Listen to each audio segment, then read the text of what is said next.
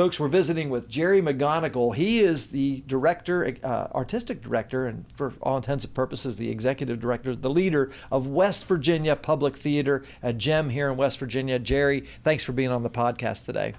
Thank you. I really appreciate having me. Yeah, I look forward to learning more about you, your story, Jerry, and that of West Virginia Public Theater. Positively West Virginia. Positively West Virginia. Positively West Virginia is powered by Breezeline high-speed fiber internet and sponsored by Highmark West Virginia, Freedom Kia of Morgantown, and Humble Influence. With the help of these sponsors, we're able to share the positive business stories of West Virginians, including the one from today's episode. Jerry, so tell us about West Virginia Public Theater. What is it that you guys do?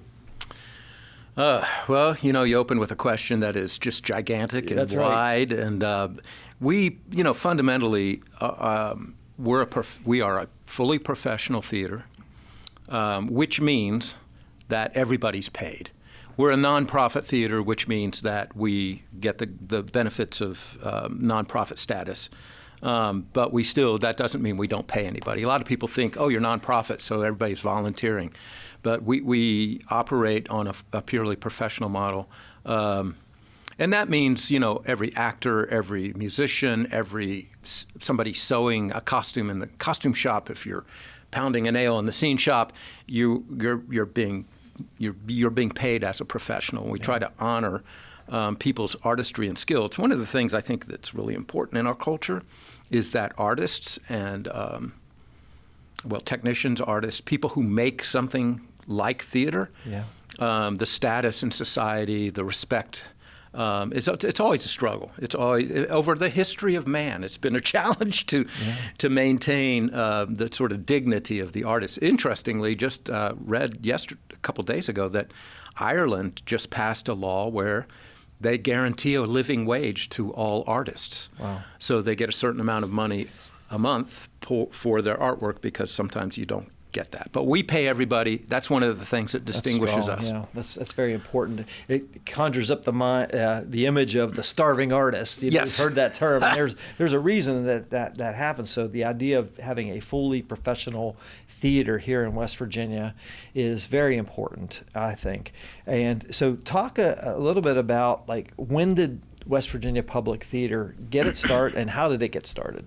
So I arrived in Morgantown in 1990, so it was a relatively new company at the time. I think it started in the mid-'80s, I think 84, 85. Yeah. Is that about right? Sounds about right, yeah. And they started off in a tent out by Lakeview Resort. They were called Lakeview Theater.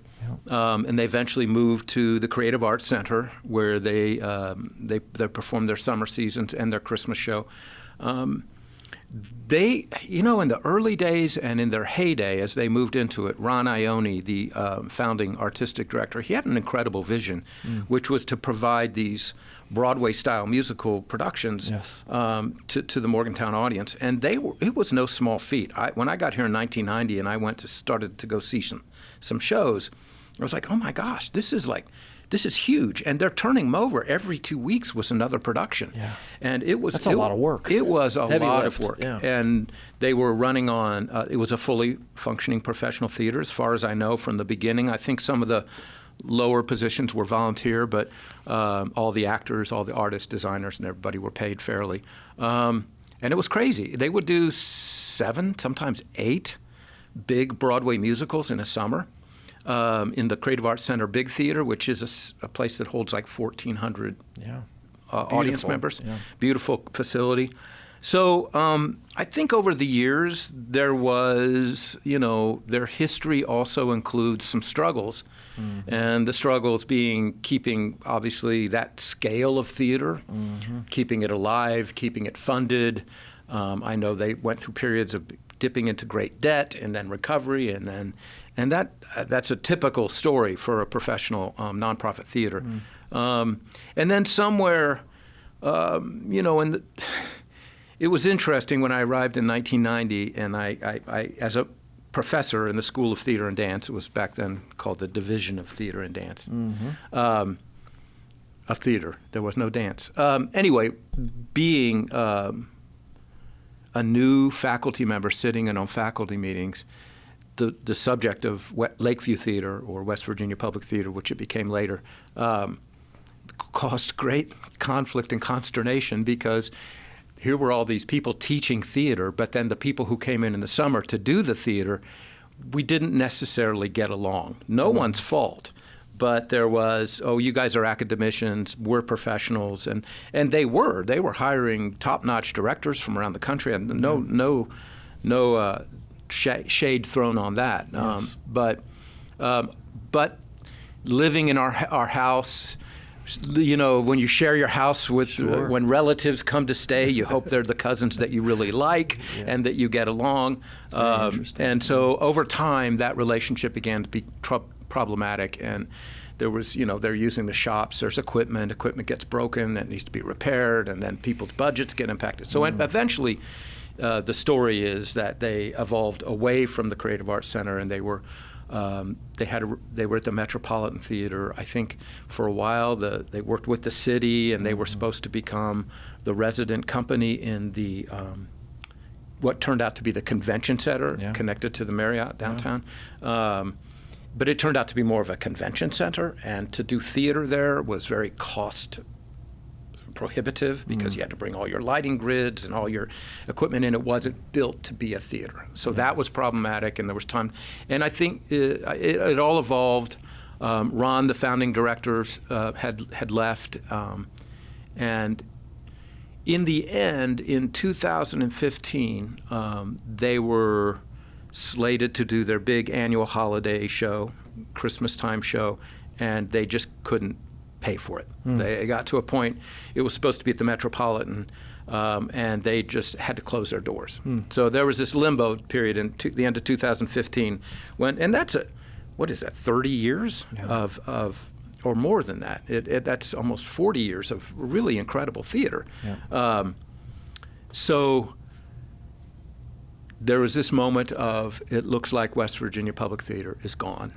And the dean of the College of Creative Arts, who has been the provost for the last couple of years, Paul Kreider, he was also on the board for Public Theater. He got the board together and said there was some debt, significant debt that accumulated. And he said, let's reconstitute this theater and create a partnership with the university. I want to emphasize it's a partnership. Yeah. The university helps us. We get to use their facilities, which is an incredible gift. And there is some financial support in the sense that part of my responsibilities as this professor were augmented with some money from the university to allow me to become the artistic director also. Amazing, yeah. And extend my contract a little bit. So there was It's a some very creative solution. It was, and there is a long history throughout American theater of partnerships between professional theaters and universities. It is actor training, technicians training. They all get this kind of professional outlet connected with their program. So we did that, and Paul Kreider, the dean, came to me and said, would you be the artistic director? And I said, absolutely, no way there is no way I will do that job. And then he very craftily kept on it, and I think he eventually got to my ego somehow, and I said yes. So at the time, keep in mind, we were about $350,000 in debt. Jeez. There had been some debt forgiveness by some of the banks around, but we still inherited this. So because of the partnership, we reorganized. The board of directors went to one of the local banks, and they funded a line of credit and a loan to pay off all of our debt. Wow. So that happened right as I was coming in. And so not only did we have the production expenses, but we also had the monkey on our back of $7,000 or $8,000 a month that we had to make make this loan payment. Debt service, yeah. And so I thought, sure, I'll be artistic director. With that kind of debt, I'll do some fun plays for a couple years, and then we'll be done, because there's no way we can recover from that. And that was 10 years ago. Wow. We obviously did recover. And, actually, in the long run, looking back on it, COVID was part of the things that helped us survive. And it killed a lot of theaters. But I don't know, I don't want to tangentialize into politics, but our governor at the time, Jim Justice, when COVID came, a lot of places cut funding for artistic endeavors, fairs and festivals, things like that. But he actually quite smartly doubled that down on it. And we got like a double allocation so that we could still find ways to survive. He knew how important it was. We get a little bit, we get some money from the state through fairs and festivals. And so that allowed us to survive through COVID. And it helped us pay off our debt. This is fascinating, Jerry. We're going to take a quick break. This is Positively West Virginia. We'll be right back. Stay connected with an unbeatable deal from Breezeline. Voted best in Mountaineer Country for their reliable, high-speed fiber internet for a low cost, Breezeline is the best gig in town. You know, here at InnerAction Media, we rely on high-speed internet every single day to ensure we can deliver the best content possible for our clients and when we publish Positively West Virginia each week. That's why we use Breezeline. It's affordable, fast, and they're great people as well. Learn more about Breezeline's internet, TV, and mobile options at breezeline.com. Your prescriptions are designed to keep you healthy, active, full of life. At Highmark Blue Cross Blue Shield, we're making vital medicine more affordable. Because when your prescriptions don't cost an arm and a leg, you can use those limbs for something more meaningful. Because life. Highmark Blue Cross Blue Shield, West Virginia.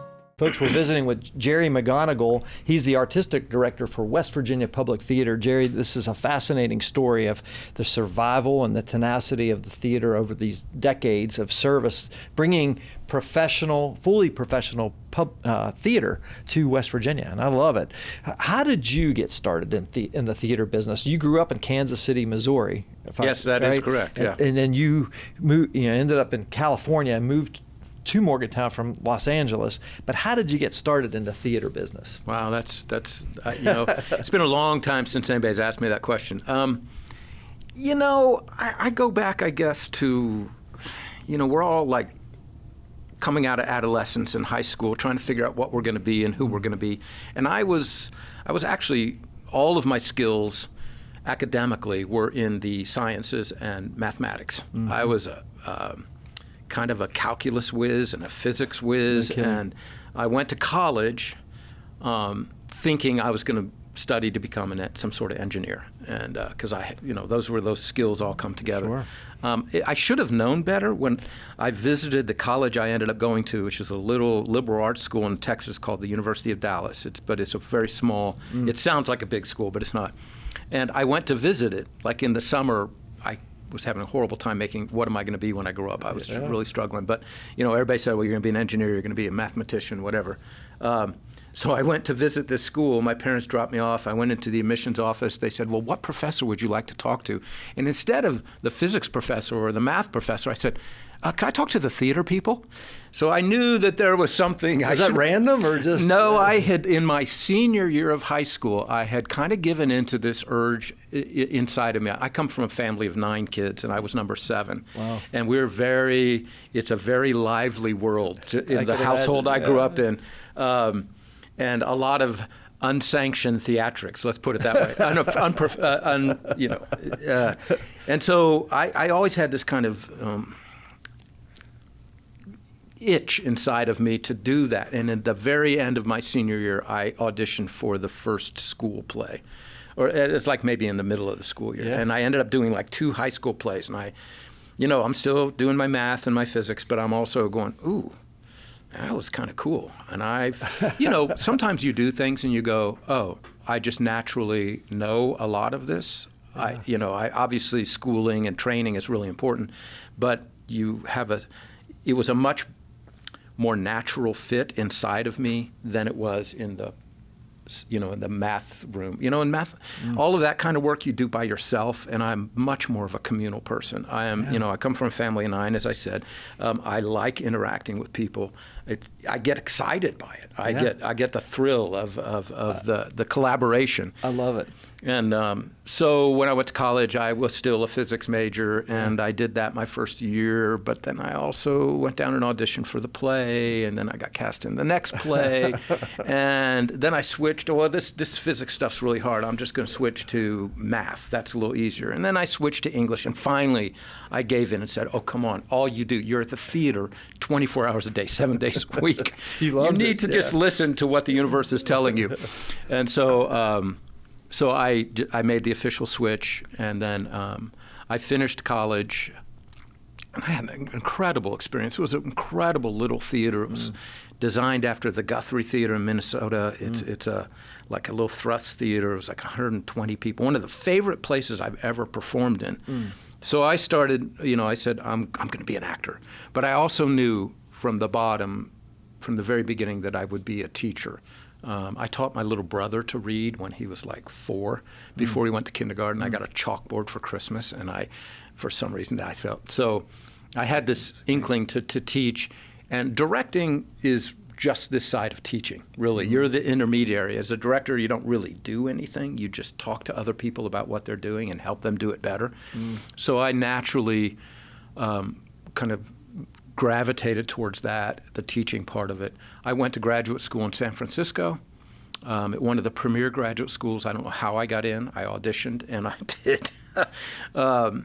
And I had this incredible experience. I went to school with people like Annette Bening. I went to, it was the premier professional theater in the country.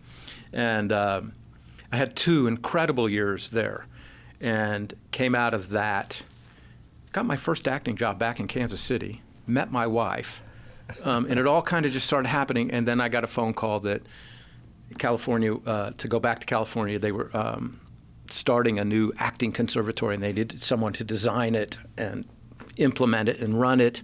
Wow. And so that became me. I got that job, and I took my, newly married, had our first baby, and moved.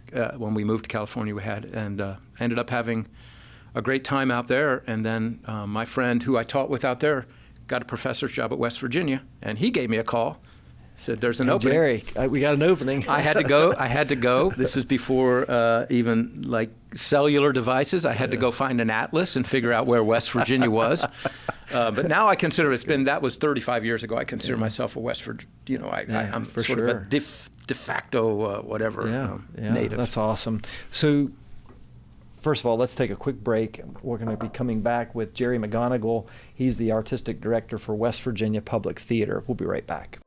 In a world obsessed with leadership, what if the real key to success is followership? We hear it all the time.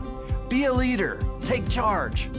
But what if the most impactful people aren't the ones leading from the front? In Humble Influence, I explore how humility, collaboration, and shared purpose empower followers to create meaningful change in business, organizations, and relationships. Discover the strength of true followership with Humble Influence. Folks, we're visiting with Jerry Mcgonigle. He's the artistic director for West Virginia Public Theater. Fascinating story. Jerry, for the theater, first of all, thank you for the background. I mean, you've had an exemplary life and a career so far. Talk about West Virginia Public Theater. What is the thing you're most excited about right now? That's good question. There's a lot that I get excited about. There's also, every time you get excited about something, you also get equally worried about something. So everything that I will talk about, I'm excited about. I'm also like, oh my God, are we going to be able to pull this off? Sure. I think, as I told you in my story earlier, I didn't really intend for this to survive. I didn't really think that it would survive. I intended for it to survive. But when we did, we got into the middle of those years. So we're now talking, we did our first summer in 2016, so we're around 2020, and choosing the plays, getting in sync, getting the audience now became the focus. Was the first 3 or 4 years were, can we just simply survive? Sure. That first summer we did We didn't know what to do. We got all this stuff sorted out about reorganizing the board, the money, and so it's like February, and we have to choose a summer season, and you know, that's late. So we chose to do. A funny thing happened on the way to the Forum in rotating repertory with Romeo and Juliet. So there was one of the performances of Romeo and Juliet, and this was at the Metropolitan Theater before we moved back to the Creative Arts Center. There was one performance of Romeo and Juliet with 15 people there, and that was the kind of the bottom. That was the bottom of the, You're like, what are the we journey. doing? Yeah. What are we going to do? So we actually pulled it off. We did 2 shows. Now, how do we get people here? So the next 3 or 4 years was figuring, you know, experimenting with play selection. We wanted to create a holiday sequence where there were 3 shows that rotated, and we could build the sets and store them, and that then That's smart. saves you money. Yeah. Creative, and yeah. the audience can, you know, there'll be 2 or 3 years between each production, so that we'll. We worked towards that. We ran into lots of obstacles that are a whole nother story with creating that. But we're finally at the place where we have the 3-show rotation. But we also, you know, I'm a very socially conscious guy, and to me, theater not only is fun and glitzy and all that stuff, but it's also can play the role of a societal consciousness. Yeah. And so I've always been pulled towards theater about, you know, if you ask my colleagues at the School of Theater and Dance, I'm the guy who does the dark, serious, weird plays. That's what I've been my whole career. Yeah. And here I am running a summer stock Broadway musical theater. Okay, so you can see that there's some issues. So we experimented, and I think over the last 3 or 4 years, we have settled into honoring the audience and still finding a way to pursue that mission. So it's like entertainment, something to make you think, something for families, and plays that are on some fundamental level good literature and, you know, worth doing. That's our kind of our 4 points of decision. So now we're at a place where the last 2 summers we've done incredibly well, and our Christmas shows have done really well. We were basically at 95% capacity 2 summers ago, and about 90% capacity this past summer, Amazing. which is an amazing thing it really in professional is. theater. So I get excited by that because now I feel like we're in a place where we've survived. We're out of that stage. We've experimented. We learned a lot, and now seem to be okay. This is the formula that works. This is what we have to do. And I get really excited by that. But at the same time, as I said earlier, there's a lot of anxiety and fear with that, too, because absolutely. You can choose a play and people cannot come. Yeah. A few years ago, I did a play. Oh, go ahead. No, go. No, keep going. A few years ago, I did a play called The Mountaintop. It was about it's based on the life of Martin Luther King. It was a really interesting fictional story about the night before he died. And a beautiful, beautiful play, done by professional theaters all over the country. I couldn't get people to come see it. And even though it was a brilliant production, I hired a director from North Carolina, actors from New York. The other actors it was only a 2-person play, came from Atlanta. And but then 2 or 3 summers later, I do the play Clue, which is a play about a board game, about a movie about a board game, and everybody in the world comes to see it. Yeah. So we do live in some challenging times, and I do think we've figured out that people, you know, that role that theater plays can be sometimes insurrection, it can be, you know, revolutionary, but it can also be, we just need to feel good about being a human being. Yeah. We need to feel good about our existence, and that to me is exciting because now we've kind of found our place, and we've kind of found what we can provide this community that serves all of those purposes. Jerry, you know, when I was a student at West Virginia University, I was a musician, and I was looking for an elective, and I took a theater lighting class at the Creative Arts Center. It was one of the hardest classes I ever had. Honestly, getting up in a cherry picker and having to change a par 64 bulb, I think is what it was, and on a, you know, Yes, it was crazy. Like, and then my first experience really with theater was running a follow spot at during Man of La Mancha and Don Quixote and all that. And that was my first exposure to theater. Wow. Being up there in the rafters of the Creative Arts Center, running a follow spot. But since I've really have an appreciation for the arts and theater for sure.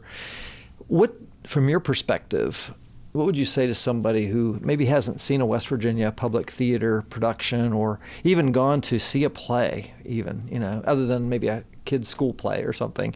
What would you say is the impact that people can expect to when they come to one of your productions? What do they get out of it? Well, I'm not going to say one of my productions. I'm going to talk about theater in general, Okay, because yeah. I don't want to assume that sure. all these things would happen. Fair. Theater, I think the thing that blows people away in their first genuine, authentic theater experience, where they come, let's think about it for just a second. Yeah. You get in your car, you have dinner, you get in your car, you drive somewhere, you're ushered in, you pay some money, you're set in a seat, they turn the lights down, and a bunch of people in front of you pretend that they're in another place, another time, and they do tell a story. It's kind of strange if you think about it. Yeah. And then at the end, the lights come up and the audience is back in the formula and everybody's clapping and everybody goes home and something has happened in that time. Yeah.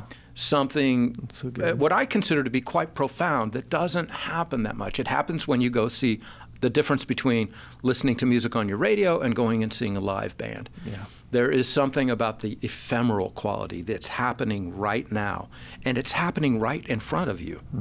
That and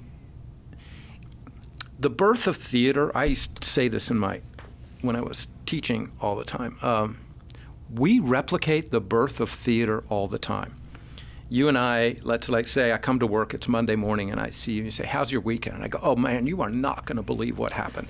And I got this crazy story about this party, and these people came, and you're telling me the story, and at a certain point, to make the story more impactful, you have to put on the voices of the other people. And then if one of your friends is standing there who was at the story, was with you at the story, they start playing the roles with you.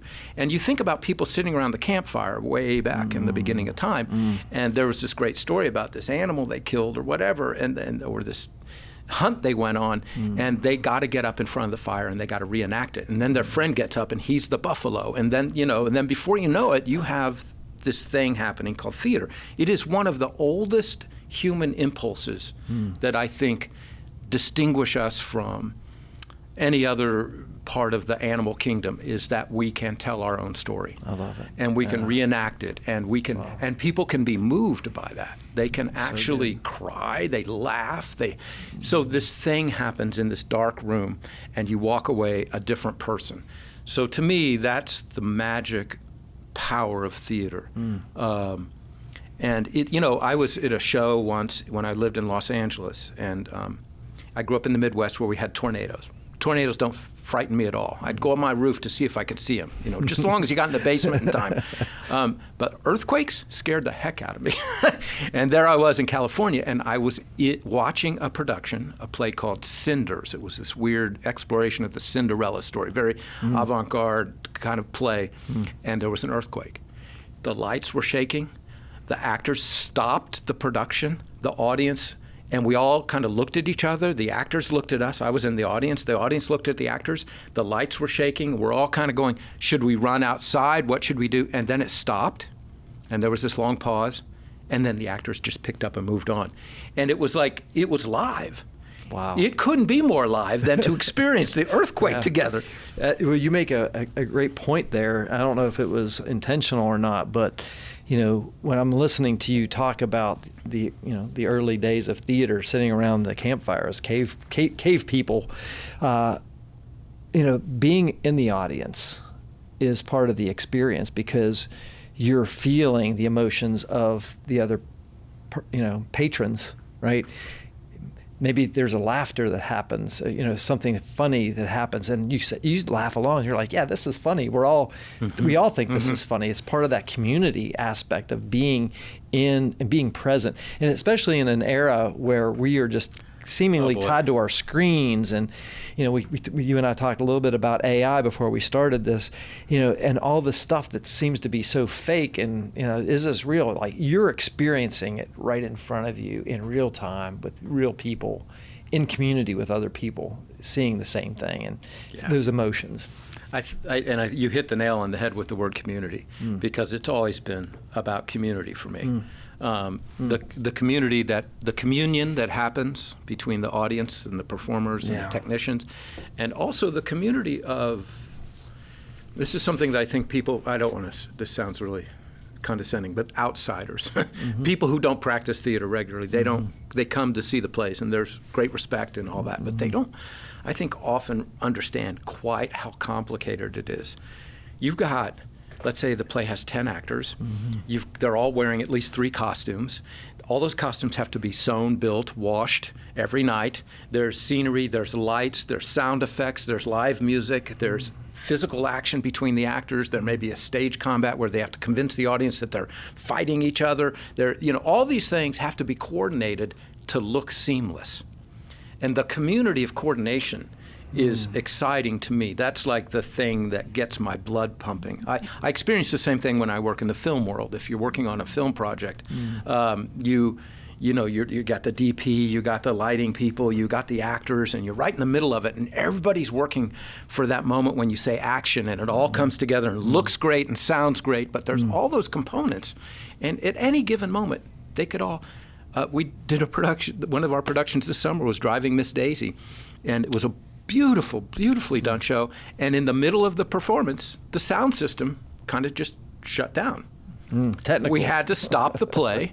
We had to say, we're going to fix something, and then I had to go out and say, okay, we're going to restart, because that's live theater. Yeah. And the communion of people that responded to that moment, backstage and all around, the audience doesn't always see that, but that community goes beyond just the audience and the play's interaction. It goes to the people making it. It's this big concentric circle. I love it. Now, quick question. The founder of Lakeview Theater, which became West Virginia Public Theater, Mr. Ron Ione, do you have communication with him? Does he ever come to any? I'm just curious, like, as the founder, what he thinks of. It's interesting. I was fortunate enough to work for Ron quite a few times. I was, an actor in a couple of their productions. I'm not a singer. I mean, I can sing. You just don't want to really experience it.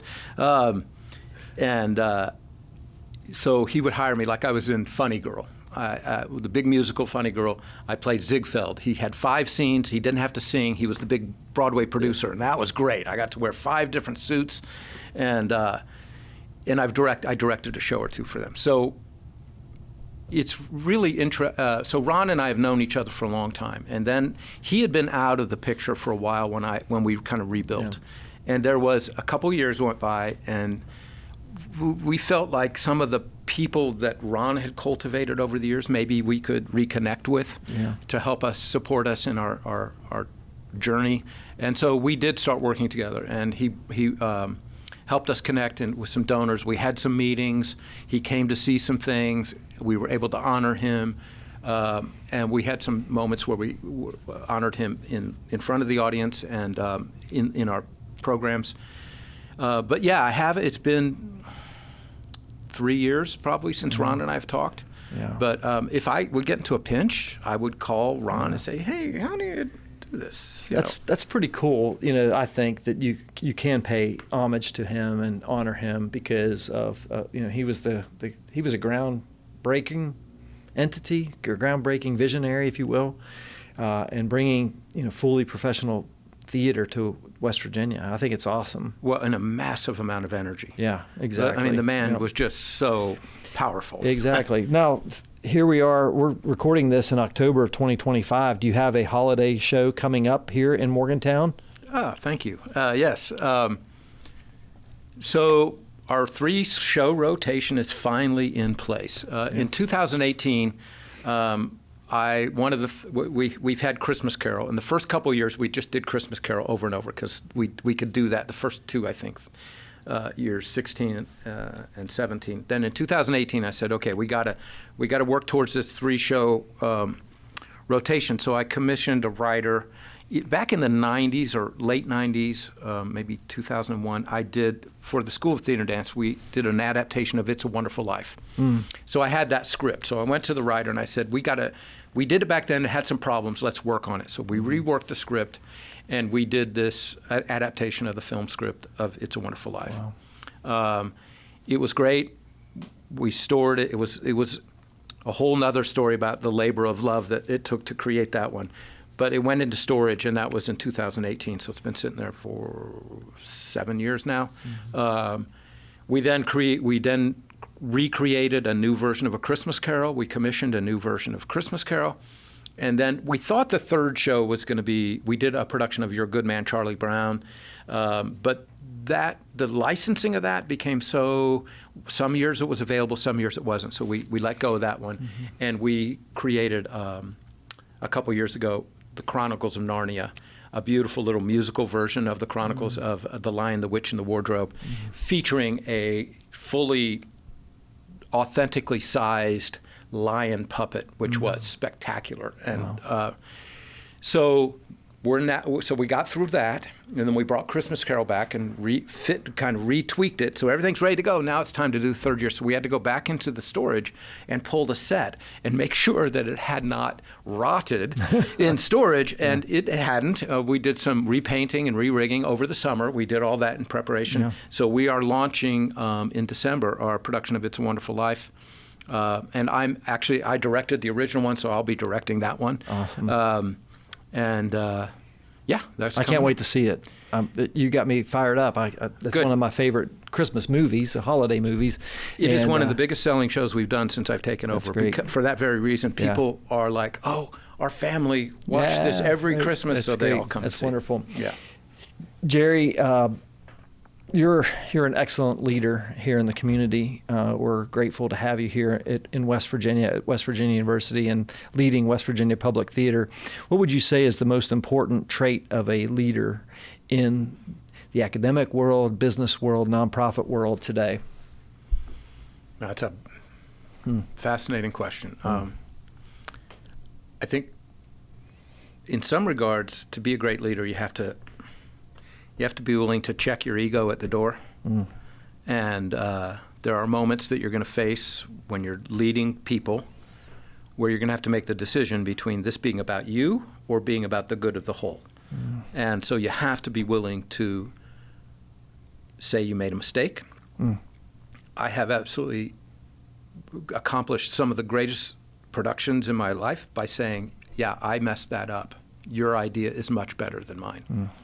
And so that is number one. One of the mantras that we've lived by, my director of operations that I've worked with for about the last 7 years, Charlotte Haas, and I, we've always said, in the years right before the takeover, Ron had gone, there were some difficult business practices that the theater did, not the school. And there were some businesses that wouldn't do business with us. We owed them money. We would unearth debts that we had not uncovered. Wow. So our motto became, do the right thing. Do what is ethically the right thing. So we would pay people.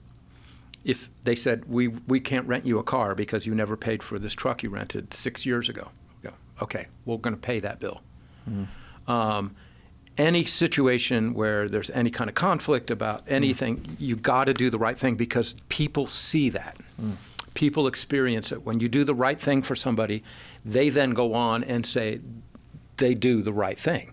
And I think that is also one of the things that that is, it's not a school, the bleeding obvious, but people sometimes just forget because it's by example, and there's a humility to it, and there is an acceptance. One really quick side story that just along those lines,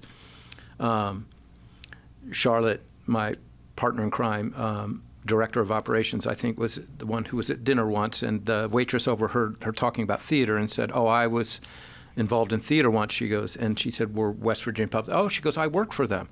I worked for them this 6 summers ago. They never paid me." Oh my goodness! And so we went back, we checked the records, we got her name, and she was on the books. So we took her word for it, and we paid her. Wow!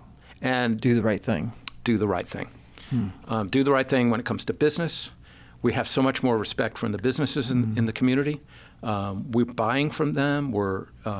We partnered, for example, we did a play called Waitress this past summer. We partnered with Apple Annie's, and they provided, because there a lot of pie eating, it takes place in a diner that specializes in pies. Yeah. And we had this great partnership with them. And you just get, you want to attract bees, you got to have some honey. You got to, there has to be something that attracts people to want to work with you. Yeah. And they have to walk away and say, that was one of the best experiences I've ever had.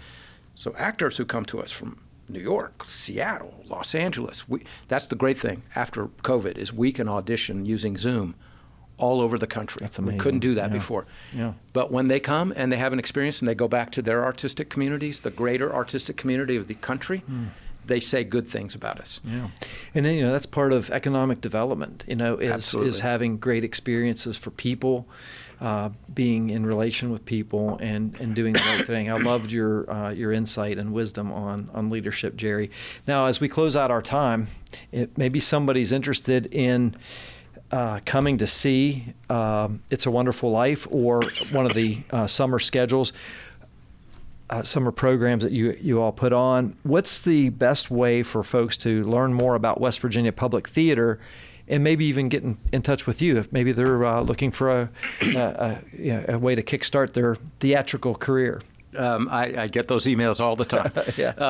WestVirginiaPublicTheater.org, WVPublicTheater.org. Great. Is the most clear way. You can buy tickets right on our spot. You can go to the Creative Arts Center box office, and the box office will also sell you a ticket in person. Yeah.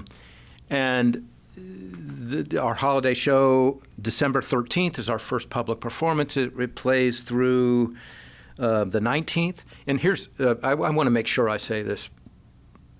One of the most exciting things about my job is when we do these holiday shows is we do the children matinees. We'll do 4 matinees, and we'll have close to 3,000 to 4,000 kids come see this. Wow. Students. And there was the one year we did Charlie Brown at the end. I worked with the local community school teachers, and we brought community choirs in for every performance. So at the end of the night, all of these kids from local schools would come out and sing with the cast. And when we did the public school ones, they would end with audience participation jingle bells. We had a bad weather day and there was a cancellation, so we literally had, the theater held 1,400 people. I think we had 1,500. We had kids sitting 2 to the seat. Don't tell the fire marshal. And every single one of them stood up and sang jingle bells with the cast all together, and I was in tears in the back, because to me that is like, talk about the relationship to the community. And so many of these kids, it's their first theater experience. So anyway, awesome. I wanted to make sure that I said that. I could only imagine, after something like that at some point, one of those kids is going to be sitting at a college, and they're going to say, "What professor would you like to talk to?" And they're going to say, "I'd like to talk to the theater professor." Even though they'll go study chemistry or something. And that's significance right there, Jerry Mcgonigle, having an impact on these young folks. So thank you. It's been an honor to have you on our show today to talk about West Virginia Public Theater. I think what you're doing in keeping the spirit of fully professional theater alive in West Virginia is amazing, and I just want to encourage you to keep going. I appreciate it very much. I really appreciate you letting me be here and share our story. It's been a lot of fun. I appreciate you, man.